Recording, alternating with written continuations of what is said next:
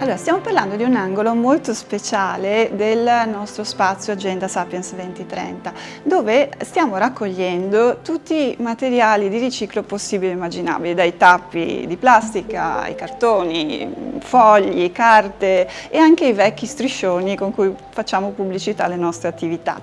Questo spazio non ci dice cose tanto nuove, da sempre si parla dell'economia circolare, anzi se ne parla da milioni di anni perché la tendenza nostra è sempre stata quella di ottimizzare le risorse. Questa abitudine però da un po' di tempo si è persa e quindi noi come museo sentiamo l'esigenza di ricordare a tutti queste buone pratiche di riutilizzo e la necessità, che però adesso è diventata una necessità, dare lunga vita agli oggetti e ai materiali. Per questo noi stiamo organizzando delle attività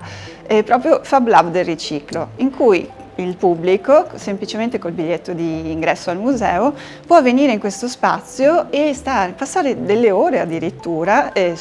con l'aiuto dei nostri educatori per costruire, fare delle cose utilizzando i nostri materiali e ispirandosi anche ai volumi, questi volumi che le colleghe della Biblioteca Comunale di Montebelluna ci hanno messo a disposizione e con loro stiamo lavorando insieme proprio per arricchire questo spazio con questo materiale librario che viene direttamente dalla biblioteca.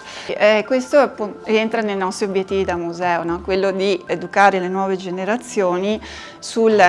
rispetto, la conoscenza, il rispetto della natura e anche del nostro patrimonio archeologico, ma anche alle buone pratiche, perché alla fine questo porta la conoscenza sui diciamo, i nostri contenuti archeologici, naturalistici, a rispettare l'ambiente, a rispettare anche le altre persone e a fare proprie delle azioni e dei modi di essere e di comportarsi, per usare un termine molto in voga adesso, sostenibili. Quindi questi sono poi i laboratori che adesso stiamo organizzando. Il 28 di novembre dalle 15 alle 18 sarà possibile stare in questo spazio e utilizzare i materiali che metteremo a disposizione per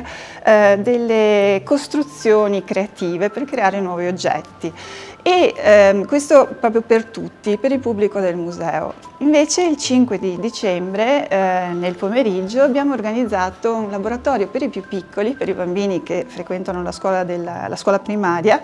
dedicato proprio alla costruzione del regalo, quindi il regalo sostenibile fatto con l'aiuto dei nostri educatori di scienze e di archeologia, quindi un'operazione un po' particolare che unisce la conoscenza del patrimonio